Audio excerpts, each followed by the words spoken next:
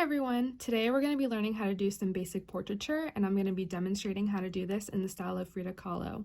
I'm going to be using Sharpie on most of this so that you guys can see what I'm drawing, but I will be using some pencil in areas that I know I need to erase. But when you guys make your portraits, you're going to want to use pencil most likely because you may make some mistakes and pencils are easy to erase with.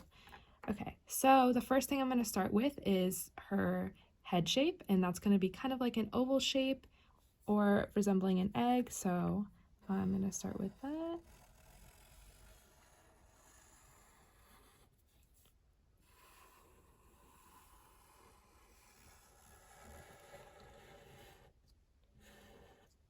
Okay, and once you have a shape that you like, you can start with some guidelines, and what I'm going to do is I'm going to draw a line down the center of her face, because faces are supposed to be symmetrical on each side, and then I'm going to do the same thing but around the middle of her face horizontally.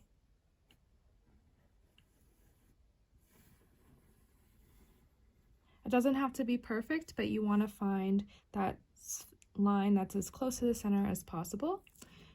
So we're doing this because if you're not paying attention, sometimes the eyes can be drawn too high or the lips can be drawn too low. So we're going to use these lines as references so that we get more or less around the proper placement for the eyes, the nose, and the mouth. Okay, so the eyes are around the center of the face, so that's why we drew this line here, and we're going to use it as reference to draw our eyes. So what I'm going to do is I'm going to draw a circle that goes around this line, and it doesn't have to be perfect because it's actually going to be erased. These are just for reference.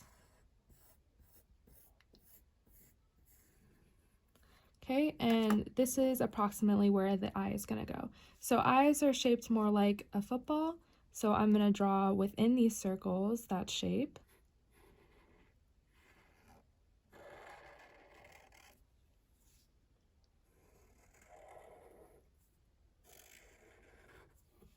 Like that, and then you can draw the pupils.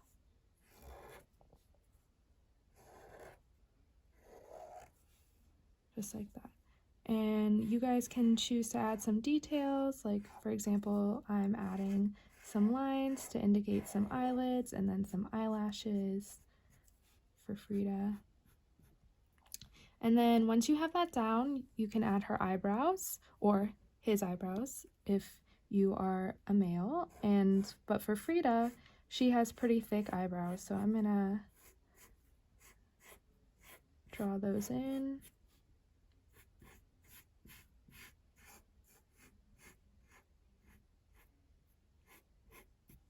Okay.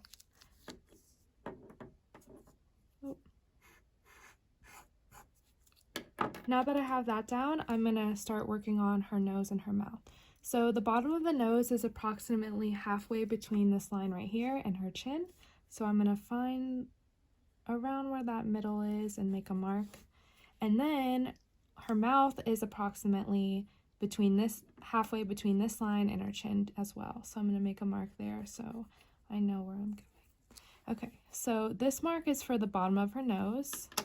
So I'm going to go ahead and draw an outline for her nose, that. And then this line here is marking approximately the bottom of her mouth. So I'm gonna start with some lips here.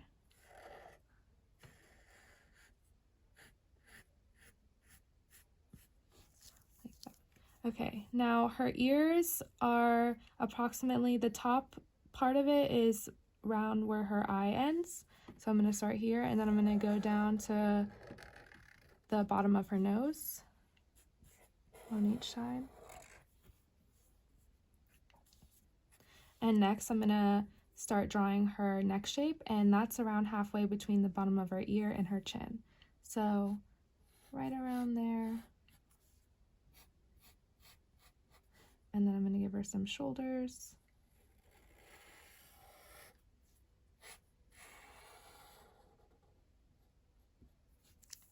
Next, I'm gonna start drawing her hair, and she often wears her hair up, parted in the middle, so that's what I'm gonna draw here. And then she also often wears flowers on the top of her head, so I'm gonna start drawing some of those.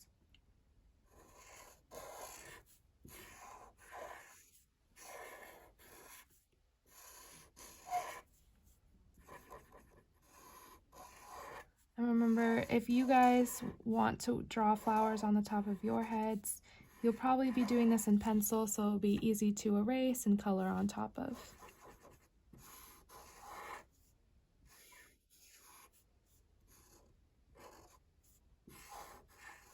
Okay, and I'm gonna go ahead and erase these lines that I made earlier because we don't need them anymore.